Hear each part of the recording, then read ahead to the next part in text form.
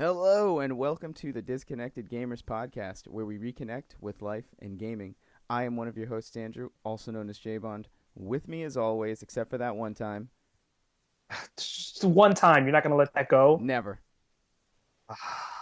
Well, ooh. You Just know get what? it over No. with. Just get it over No. with. Mike.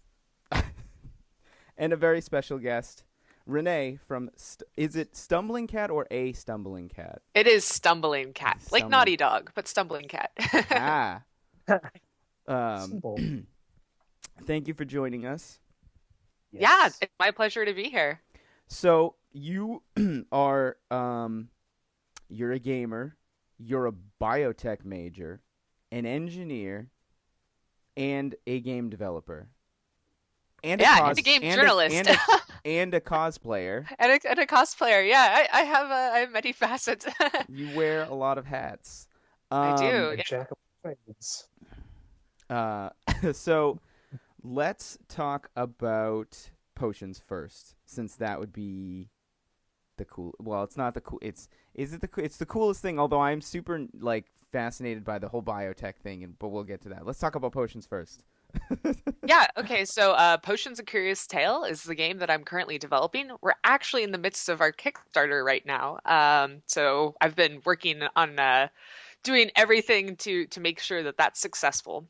So Potions: A Curious Tale is an adventure crafting game where combat's not always the answer.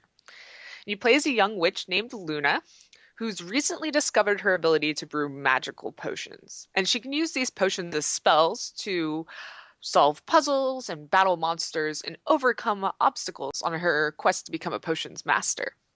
However, the interactions with creatures in the game are kind of puzzles within themselves because while battling monsters, can get the ingredients that you need for your potion, sometimes you have to coax the creatures in other ways, like charming them or tricking them or scaring them. Cool. Nice. I saw this at PAX Prime, and I was really fascinated, especially because of the whole fact where you don't have to use combat in every situation. One of the demos that I was watching someone play, they pushed I don't, was it a spider? So they pushed it into the fire to destroy the fire to get through. Oh. And I thought that was a really interesting way of dealing with always Mhm. having to be just shoot everything. Yeah. Yeah, you can use monsters against each other. You can use them to get over like environment obstacles and such. It's a game where you definitely have to use your wits and not just like fling spells around. And since you have to craft every single potion, every single spell you use, flinging them around all willy-nilly is actually a really bad idea. So you can't infinitely craft potions then. Well, yeah, you'd have to get infinite ingredients to do that. So if you want to spend an infinite time playing the game, then yes. Then yes. That's It puts that's good then. So puts you a whole just new sit there expression of farming. Yeah, I, Um, I I call it resource limited combat. Resource limited combat, RLC. I like it. yeah. That's clever. So when did you start making this game? I started on the game in September of 2014. So I've been working on it for just over a year and a half. That's very impressive. I've Mhm. been I've been dabbling in Unity and I have not a clue what I'm doing. Actually, this is my first game in Unity as well. So I've used some engines previously, but this is my first time using both C Sharp and Unity. So the beginning was a little slow. I actually worked on the game for 6 months, building out all the base systems, the combat, monster AI, crafting, etc., before bringing other people onto the team, such as my artists and my audio engineer. So how many people are there in total working on the game? Ooh, we have 4 or 5 core people and then a total of 10 contributors. So it's actually quite a sizable team. That's pretty awesome. Now, how did you go about finding everybody? Well, so I sort of hired people as needed. Hmm. So when I found that I was in need of someone in particular, I'd go out searching for them. So the first things I decided I had need for was an animator and an environment artist. Those are the first two people who joined my team. And then I was starting to look for an audio guy, and I literally ran into him at a networking party, a game dev networking party here in Seattle. So I found my team through all different ways, though. Both my artists I found through posting on r/game dev classifieds. The subreddit's actually really helpful for finding people looking willing to work on your game. And some people on my team, David Dunn has been my friend since 2011, and he's been a writer for video games that whole time. And actually, my mom recently joined the team, I think back in November or so, just to help me out with research, because a lot of the characters and creatures and items in the game are actually from fairy tales and folklore from around the world. So she does research looking into legends and other stories from cultures around the world, so we can work at integrating those stories into the game. So the game's actually really rich when it comes to the lore. Now, was that something that you had initially wanted to make sure was an important factor in the process of the story, or was that something that as you built the game it kind of grew and expanded? It definitely grew and expanded with the development of the game. The core game idea when I came up with it was simply I was frustrated with games where you had to killing every little fluffy bunny gave you a reward, and I wanted to have a game where not fighting things was actually more beneficial sometimes. And the potion crafting and use system developed around that concept. So that was the whole concept of the game. And then as we started developing out the story and the characters, that's when I became really interested in bringing in these creatures of legend and fairy tales and folklore into the game. And I think it's done a really good job of making the game really interesting and deep. That is sorry. That's interesting because I've never really developed a game. I was just kind of more curious in learning how it works, so that at times like this when I'm asking people questions about it, I don't sound like a complete moron. But as far as you said you wanted to make a game because you didn't like the way that games were constantly just requiring you to kill every little thing, in the way you said specifically every little fluffy bunny. It made me think of in The Division, you can kill the dogs, and you get experience for it. But so what games were you playing at the time when you decided you wanted to make your own game? I was playing. So the one game that triggered this response from me was a game called Pixel Dungeon, which is a roguelike dungeon crawler that you play on your phone. So I was using it while traveling around and such, and it's a really fun game, completely procedurally generated, and you crawl down through a dungeon. And about every 5th level, there's a boss monster. Now, in order to kill the boss monster, you have to you have to basically get to a certain level. It's impossible to kill otherwise. Mm-hmm. And in just crawling straight down from one floor to the next, you won't actually get enough experience to level up to the level you need to be to defeat the boss monster. And there's also a food system, so you can starve if you walk around too much without running into creatures. And I found it really frustrating to be in this dungeon, supposed to be adventuring down through the depths and ending up having to run around levels waiting for more creatures to spawn while potentially starving, just to get more experience in order to beat the boss monster. And I was like, this sucks. Yeah, crawling through the dungeons is fun. I like every other part of this game, but I wish that it was more based on skill and it wasn't, grinding like that. I don't like grinding for games. I don't like, go get 10 stag horns, but you have to kill 100 stags to actually get 10 horns for some unknown reason. Right, yeah, it's not every single one of them has this thing that you need, even though it's a thing that would be normally right on it. Yeah. Or there's a million different versions of the same creature. Yeah. All just barely reskinned? Yeah. Right. So Which now brings me to another question.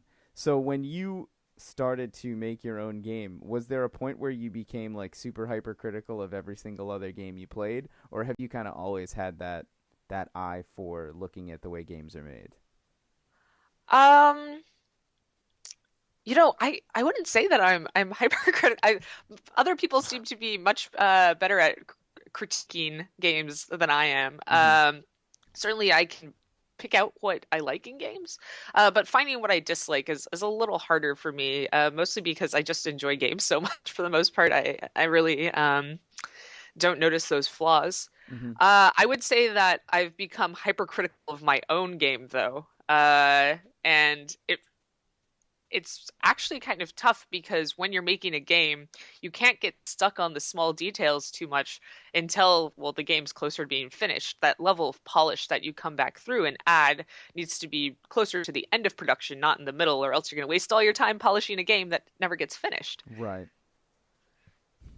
But yeah, so I would find that I'm hypercritical of my own game, and I have notes and notes of lists that are all about bug fixes or changes or little adjustments that I Changes. want to.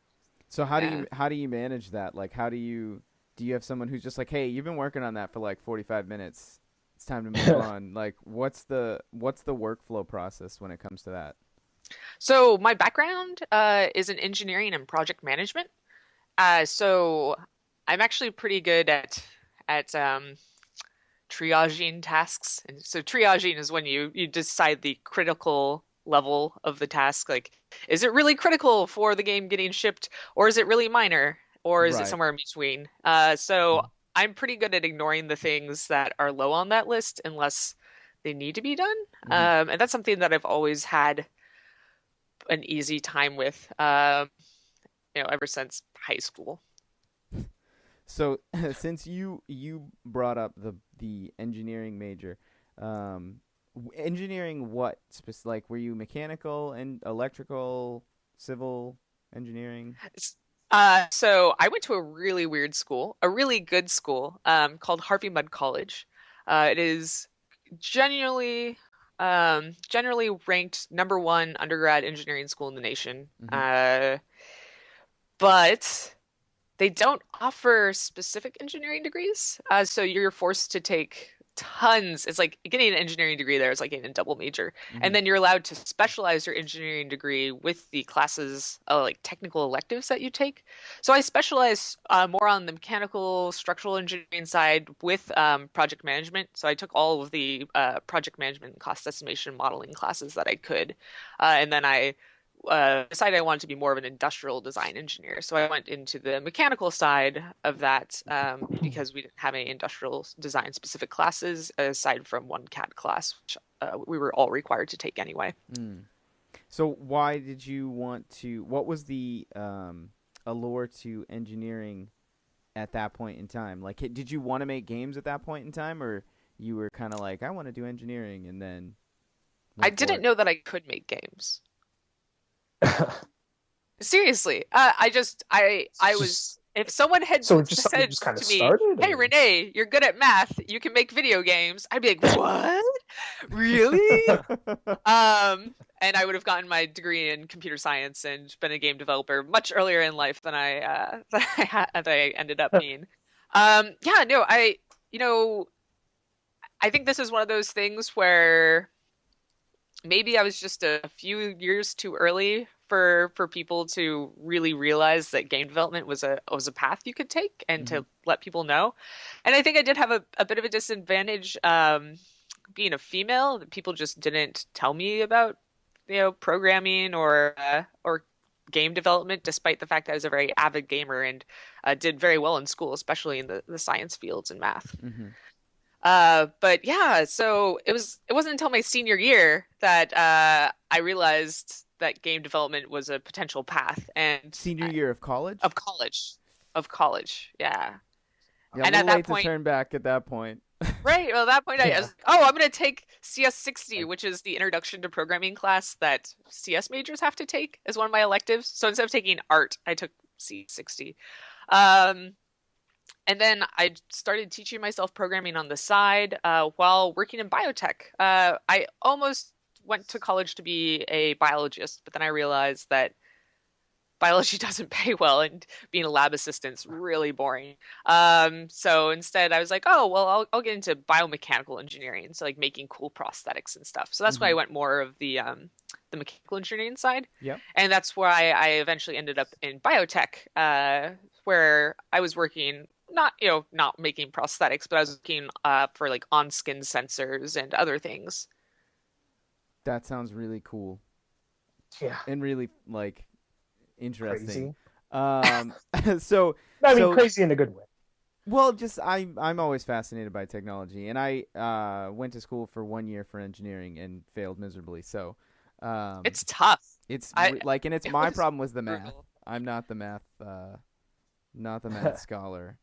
Mathematician. What was really interesting about my school is so in high school I was valedictorian, did really well on all standardized tests, was always the top 0.1%. And my school, everyone's like that. And like half of them go to like went to special private schools for technology stuff too. So I went from being like the very top person in my class to probably the bottom 30% of my class. It was really brutal to deal with like emotionally, is you're like used to being smart, and then all of a sudden you don't feel smart at all. You feel But like you're still dense. really smart. Like Yeah. bottom 30% of some of the smartest people in probably the country, and it's like, oh man. Right. Well, it's easy to logic that, but when you're in that situation, it's just like the feeling is not there. You're just like, oh, I suck. Everyone's better than me at everything, except for writing. I still did well at writing in college. uh, okay, so senior year, it's too late, and how did you like? Who was like? Did somebody just come up to you and were like, "Hey, oh, I see you're playing a video game. Did you want to make like when did like where was that epiphany that you realized it was a path that you could take?" So I went to school in Southern California, just east of LA, Okay. and I became extremely passionate about League of Legends around 2011. Passionate enough that I made a Nidalee cosplay. So here the cosplays factoring in, and so I've always been a huge game fan, and I'll do things like make art and do cosplays and write blogs. I used to have a blog on Team Liquid that was really popular when I was more involved in the StarCraft community, but I got really into League of Legends, and so I was just like always posting on their forums. I did this cosplay and stuff, and next thing I knew, I was making friends with rioters, like people who worked for Riot Riot. making League Yep. of Legends.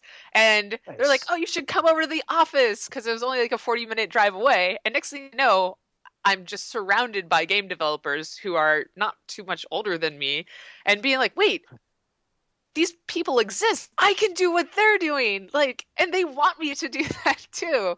And so like suddenly I just was thrown straight into the world of the game development industry. That's that's actually awesome. Yeah, right? Well, especially too because like I hear getting tours at Riot is actually kind of difficult. It's not super Not easy to easy. just kind of stroll in. So you kind of lucked out. I, Um, I I spent way too much time at that studio, probably. To the point I'm pretty sure people just thought I worked there. just kind of always showed up. I would have played it Yeah. off. So okay, so then we're gonna play Renee's life story game a little bit more. So you're senior in college. You meet all the people at Riot, and then all of a sudden you realize you can do game dev. So you finish school, you go into biotech, and now in this same cycle, you're starting to learn how to develop games. Yeah, I started studying programming on the side, and I was making mini games and I was playing around with that. And actually, so I got a job at a biotech company called X2 Biosystems up here in Seattle, and their CEO is one of the coolest. Well, their old CEO, he's no longer there, is one of the like coolest, uh, most outgoing guys I've ever met. And he's seen me so interested in game development and programming when I had finished like the last big project that I really needed to do for the mechanical engineering side that I was on. He's like, how about you come over to the software team and we'll give you a trial run. And my first job was to actually make mini games that helped judge the cognitive health of children, where normal tests wouldn't do a good job just because of the questions that they ask. So I was invited to make mini games for my biotech company. And then I went on and made advanced server backends for them and some other things that are all HIPAA compliant and not as glamorous certainly as making games, but I learned a lot. Equally technically involved. Yeah, exactly. And then while I was doing that, at a certain point, some of the server development became, very well-known factor for me. So I wasn't feeling as tired during the day. I don't know, I get mentally worn out if I spend all day doing really hard programming. And so I was feeling more refreshed in the evenings, and I saw one of my friends was looking to find people to act as producers for his indie studio. So basically as management. Mm-hmm. And I said, I'll do it. And so I started working as a producer for this indie dev studio in my spare time. And it was a cloud-based studio, so everything we did was via email and Google Drive and stuff. So, and it was working out really well. I was really enjoying it. And then one of their server developers quit, so I ended up working on their servers too. And after getting a bunch of experience there, seeing how indie studios work, how studios work, I had been thinking about sort of the concept for potions for a while. About actually a year prior to starting it, I was debating what I wanted to do in the game industry. And I knew that project management, so being a producer, was definitely a path I could take.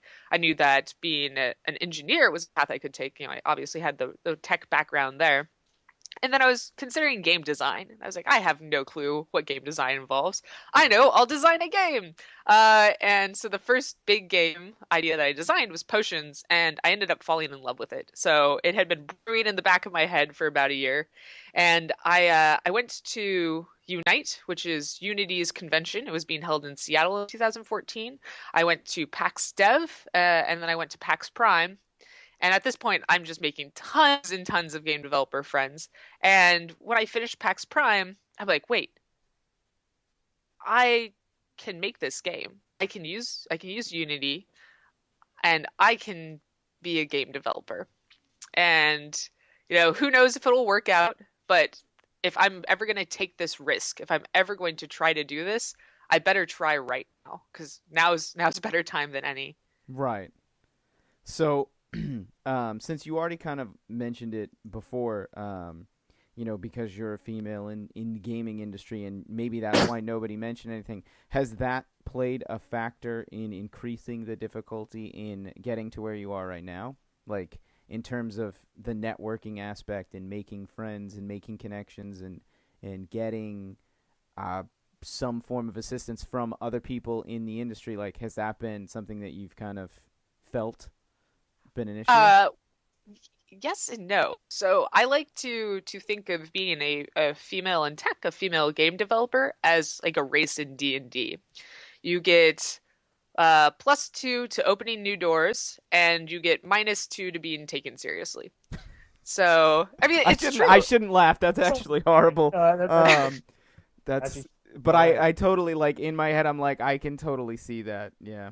Yeah, I mean, so it happens. So yeah, like, networking events are a little easier for me because there's only 10% of females in the room, so it makes it easier to talk to people.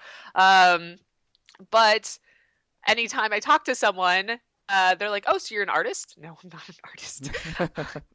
Or if I'm with a male friend, this happens all the time. I'll be talking with one of my male friends, and we'll meet someone new, and I will automatically be assumed to be working for my male friend. I'm like, no, I'm running my own studio. Thanks. Yeah. And that has happened. I thought you were going to say they just assumed you were just there as like arm Oh, that candy or happens something. too, but I feel like people Just kidding. are careful enough to not say that out loud, that Mm, assumption. Um, Certainly I've had instances where people are doing business networking, they come up and network with my male friends and then sort of ignore me. And I'm fairly aggressive about doing introductions, so I'll be like, "Hi, I'm Renee. Like I run the studio Stumbling Cat." And then you watch them like take a step back and be like, "Wow, wait, what?" Like I suddenly just appeared out of nowhere in front of them. right. Um, Well, because you're like, if I know this is like a faux pas, a social faux pas. You're like 25. yeah, 25, 26 next month. Yeah, so you're younger than me, way smarter than me, and have accomplished significantly more than I will. And it's like, damn. Like when I was reading some of the background on the game and just like the process, and I was like, oh my god, this is ridiculous. Like because yeah, you are incredibly talented. Oh, well, and thank you. and I'm like, Uh, and I look at the like I was watching a bunch of the YouTube videos, which by the way, that was like a genius idea to YouTube your progress because it was cool to like the YouTube thing like just autoplayed and it was picking random videos, and so it was like one of your videos was like, I just learned how to make like a background, and then it was the next one was like, okay, so now the combat system when you throw the thing and all this technical stuff that I don't understand was like, and I was like, wow, that's really neat to see the like the amount of progress because you actually see it. Plus, you see how you're learning, and you kind of also were teaching people about how it works too, which was really cool. So props to you for that. Um, but like like aside from being a learning process of figuring out how to do this, at the end of this, you have this game, and what I mean, obviously, it's probably too early to say like what happens next, but like in the back of your mind, do you already have plans for like what might follow potions? well, with my engineering background, I prepped for many different scenarios. Mm-hmm. So the goal of any game developer, any game studio even, is to make a game that can fund the development Of of the your next next one. game. Yeah. So whether Potions does that or not is, I can try to make sure that's the case, but it's partly out of my control. Mm-hmm. And if it makes enough to make the next game, I would happily do that. Uh, I'm actually really tempted by VR. I'm a huge VR enthusiast, but I don't know if enough people are actually going to be buying headsets, if community is going to be strong enough to support more VR games. Mm-hmm. I think there's something like now like 150 VR enabled games on Steam. Uh, and the Vive was released not even 2 weeks ago. So if there's enough headsets sold and the community is buying enough games to make sense to support another game, I'd like to do a VR game. Mm-hmm. If not, there's some other game ideas that have been floating around in my head, but none that have grabbed me as much as Potions. Probably because I'm spending all of my time on Potions.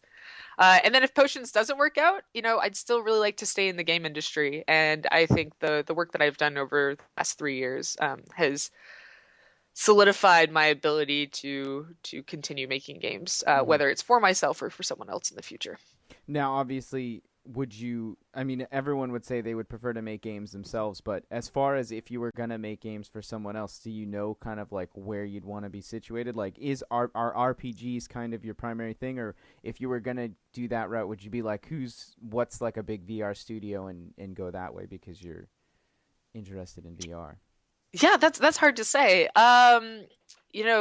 Oculus actually has a really big office up here, and so does Valve. I think it's a lot of game developers' dreams to work at Valve, so I would certainly try my shot there. I Mm-hmm. actually had started the application process with Valve when they were looking for industrial design engineers for working on the Vive, but I decided that I didn't want to go back into that. I wanted to stay more on the programming and management and Mm-hmm. design side. So Is their application process like ridiculously intense? I didn't get to the interview point. I was just had started the initial emails and Hmm. sending resumes and previous work that I had done in industrial design. But yes, the Valve interview experience is really intense. And actually, so I volunteer mentoring students at an organization called Foundry 10. Hmm. And Foundry 10 was actually founded by Gabe Newell and his wife, Oh, okay. and used to be Oh, held within Valve's office, but now they have their own facility. So it has given me a lot of insight into Valve and what's Valve's like. And I also have some friends who work at Valve, so I know their application process is really intense because to to be hired at Valve, you have to show that you can run a company yourself and be a jack of all trades. Like they expect even their electrical engineers to be able to answer intensive like business development questions. Mm. Multidisciplinary and Right. yep. Nope, not for me. Uh, so you mentioned that you mentor kids. Now thinking, because I'm gonna not quite Quentin Tarantino it because we can't go back in time, but so no, now that you, well, because basically what I'm getting at is when you realized as a senior in college, when you were already all the way through your engineering, that you could make games, right? And part of that might have been because you were a female and maybe people just didn't take you, minus two, take you seriously. Um, do you see this mentoring as a way that you can then hopefully encourage more young girls to get into the development, to get into game design?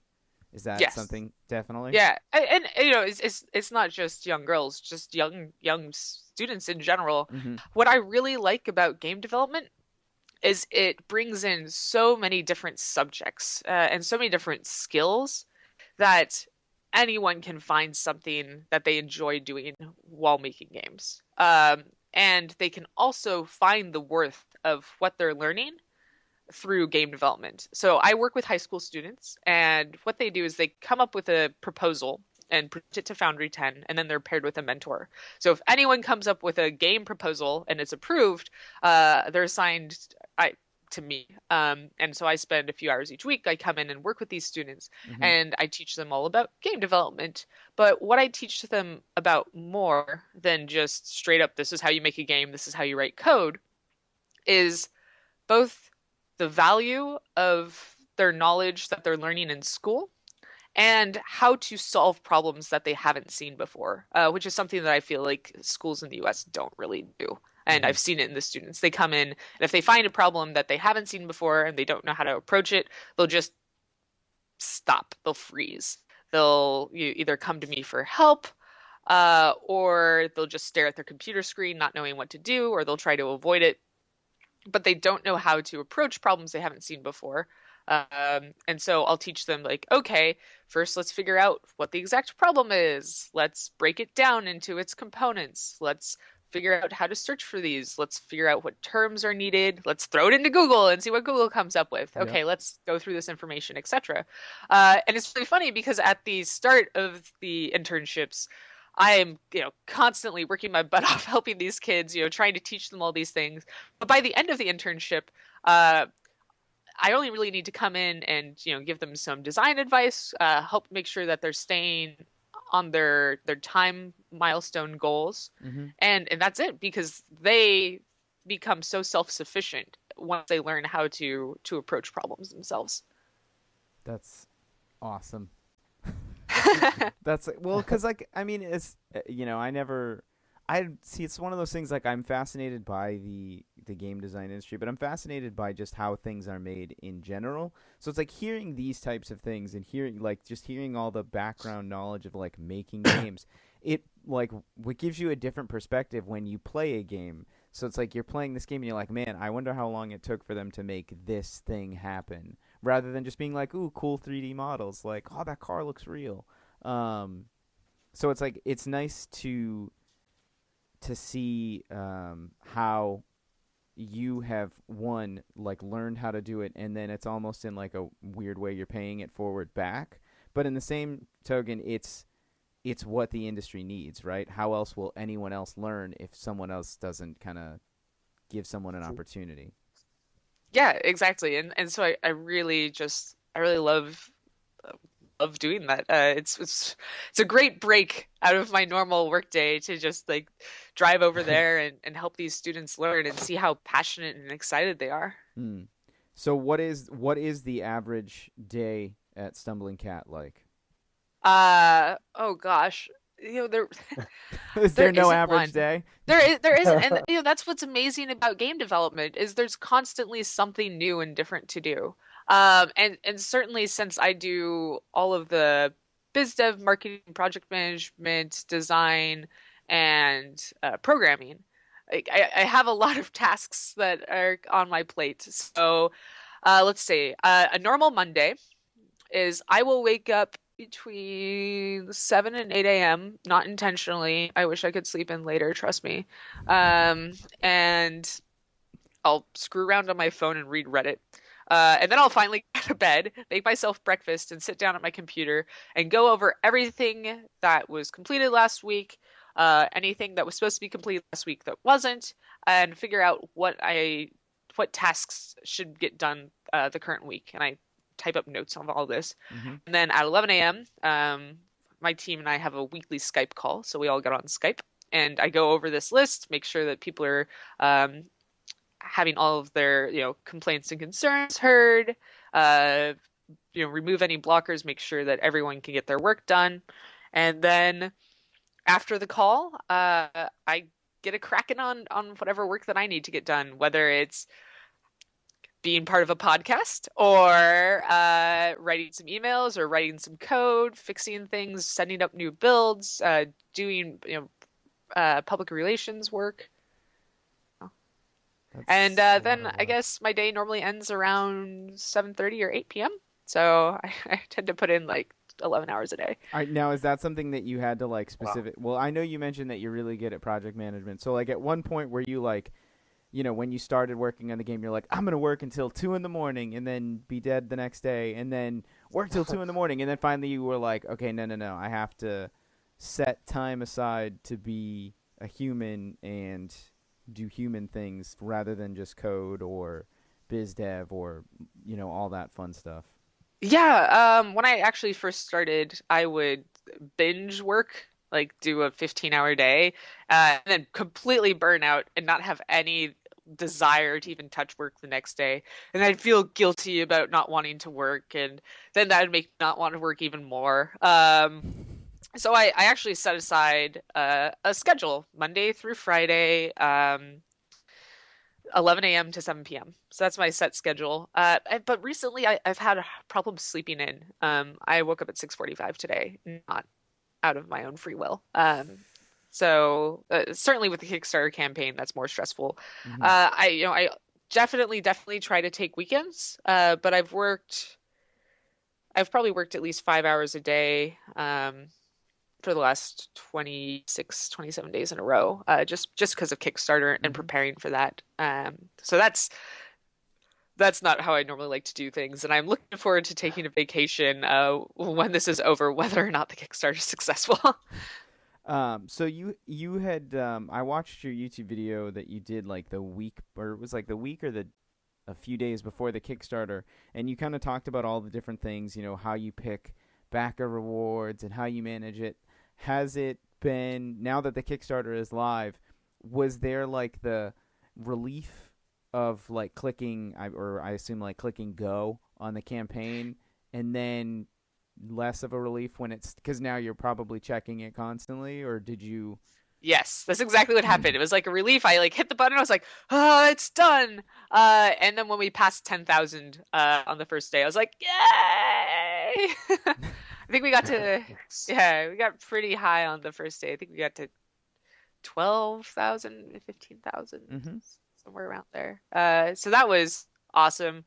But now I'm in the lull, where your first 40 hours and your last 40 hours are the strongest ones. And so being in the middle there, I'm like, oh my gosh, is it going to work out? I have no clue. Like, how much work should I put in a day to just like try to pump up views and additional backers? Like, do I need to spend money on actual marketing, or is it okay if I just do like Reddit posts and tweets, or Mm-hmm. what? So constant stress, which is probably why I'm waking up before 7 a.m. Gotcha. Now, so since you mentioned that, now have you done literally all the marketing entirely by yourself, or have there been some kind of assistance from that? Like, has Reddit, like you've mentioned Reddit more than a handful of times, is Reddit like a huge, in terms of social media, like Reddit, Facebook, Twitter, I don't know, Tumblr, like what's been the most helpful, most beneficial? All right. Well, according to my Kickstarter dashboard, I can see here, I've received a majority of my money through people coming through Facebook. Okay. So a majority of it are probably friends coming through Facebook. Reddit is about 1%, according to this, of the backing. People who have Googled me are around 2%. Twitter is around 2% as well. And then people coming directly through Kickstarter is about 13%. And then it has a few people coming through different websites that are smaller, and Twitch. So On Twitch. yeah, mostly friends at this point. And well, actually, so I can't say it's mostly friends. The post that I did about my Kickstarter being launched, I shared widely among my friends, and I think it got something like 56 additional shares. So I'll assume that reached around 50,000 people. And some of those people were probably the main supporters through Facebook. Gotcha. I had another question about marketing, and I totally just blanked. Mike, if you have a question, this is gonna take me a second because now it was a good question, and I totally You pretty much covered everything. this is gonna bug me. I'm gonna remember it after the Skype call too. Well, you're welcome to send it to me. I'll answer it just for your own amusement. Call her back. I got it. Okay, so you mentioned Twitch. Have you? Because other indie game devs do this a lot, and it's really cool to watch the progress as it happens. Because I don't know if you do this already. Do you ever do your development live on Twitch so people can watch you as you're making the game? I do. I actually spent 2 hours doing that yesterday. Oh, not yesterday, Friday. There we go. Never mind. My question was answered.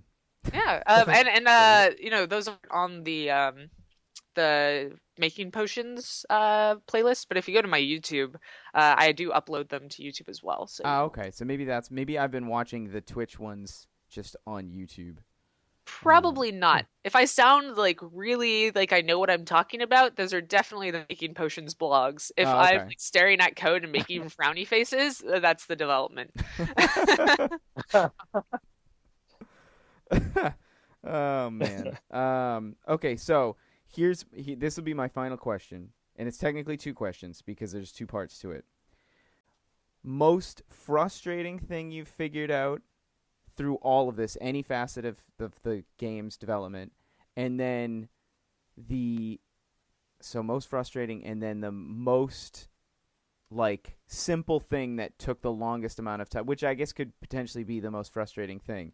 But so the most frustrating thing that you had to figure out, and then the simplest thing that took forever to figure out.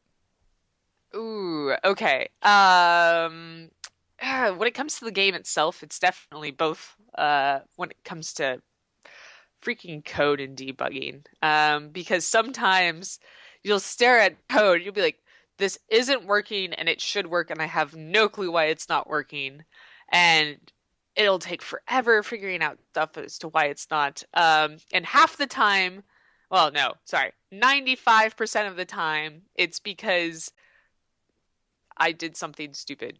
And this happens to all programmers. This isn't unique to me. And so there's this concept of the rubber ducky. And this guy wrote about a programmer in one of his books, the programmer, who had a rubber ducky on his desk. And anytime he got stuck on code, he'd start explaining the code to the rubber ducky.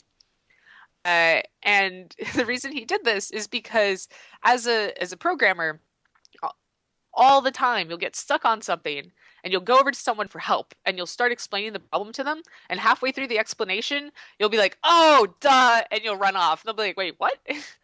So instead, he has a rubber ducky on his desk that he explains things to. And actually, one of the benefits to streaming is your Twitch viewers can be your rubber ducky, and you just start explaining it to them, whether or not they understand. And going through that explanation can help you figure out code. And then you feel completely ridiculous for being stuck on it because it was so obvious. You just had to see it. Right. Then, outside of what I actually do for development, I think something that's really frustrating is the general population has absolutely no clue how much effort it takes to make a video game. Like, I think people think you can like drag and drop boxes and use 2 lines of code to give a AI a behavior, and they don't realize like how many brutal hours of work and coding and art it takes to make a game, even one that's really simple.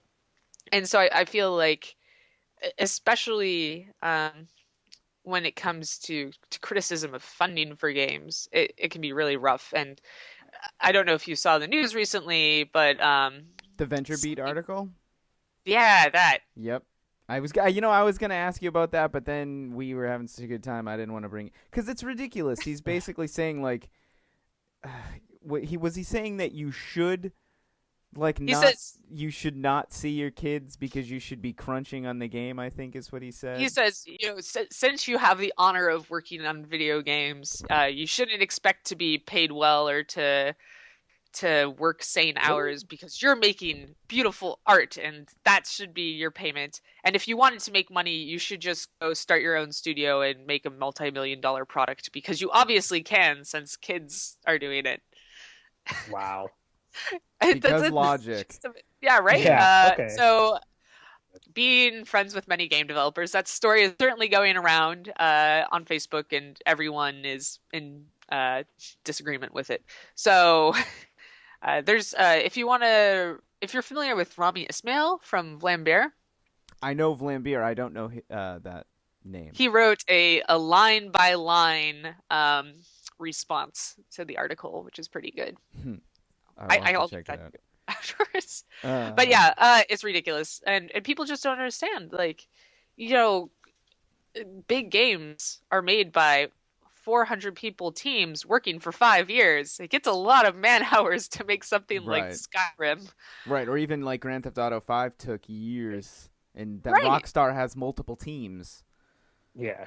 It's not like Call of Duty. And then of course the thing is, like, you sit here and you say, well, Call of Duty is effectively the same game and they crunch them out every year, and it's like, well, maybe there's something to that where the game is so similar, and then you notice all the things that are the same from the previous years. Like, maybe there's a reason why the games come out so fast, and maybe there's a reason why the games that take forever to come out are really awesome And unique, right? Yeah. It takes a lot of time to make them unique. Yeah. So that's kind of frustrating. Just Now, did you get any kind of criticism because you started a Kickstarter? I feel like Kickstarters are like double-edged swords where you at some point need to do it because otherwise you go broke. And 2, people criticize you because they say, "Oh, you're going to make money. Why am I going to give you money?" the 2 criticisms that I've received on Kickstarter thus far are, why are you asking for so much money? You don't need that much to make a game. And why are you asking for so little money? You need more than that to make a game. I was gonna say, I'll say the second. It doesn't seem like a lot of money. I would think that it requires more money to make a game. So I mean, we've you don't have to like go into that. How many different tasks on the team that I do? Mm-hmm. I don't have to pay myself, so I have to pay my team. I don't. I guess there's a lot of you would like to where pay yourself, but obviously, yes. Right. But so my number one financial concern is making sure that my team gets compensation for their work and they aren't starving artists. But I can crank out brutal 85-hour weeks for free because right. As the head of the company, my time is the cheapest. Not necessarily the least valuable, but certainly the cheapest for the company. Mm-hmm. Right. It's a wild ride, is what it seems like. Seems like. Hmm. Oh, definitely. And it's stressful and there's some really brutal weeks, but I am happier than I've ever been in my life. And there's nothing I'd rather be doing. I'm kind of living my dream, even if it took me 21 years to figure out what that dream was. Right. Well, you're ahead of us. Hey. But so, yeah, I mean, and that's the thing, right? Like a lot of people always say, "Oh, because I mean, I'm sure in biotech you could probably make way more money than making video games." But it's like, Oh, if yeah. this is what you want to do, why do something you don't want to do? Yeah. Like when this, like, because it's one of those things. Like people always say, don't. What's the expression? Don't work to live, live to work, or don't live to work, work to. I don't remember which way it goes, but. The idea of like just working for a paycheck isn't really as fulfilling as working for something where the end product you actually, appreciate and love. Yeah, that's definitely true. But I also think there's a way to find things you love about what you're doing, no matter what that is. Mm-hmm. At least that's what I found in my previous jobs before even biotech. So I'm really glad that I found something that suits me so well. Mm-hmm. So Cool. All right. So, let's make sure people know how to find you. So they can wish list Potions: A Curious Tale on Steam, which I've heard is very helpful.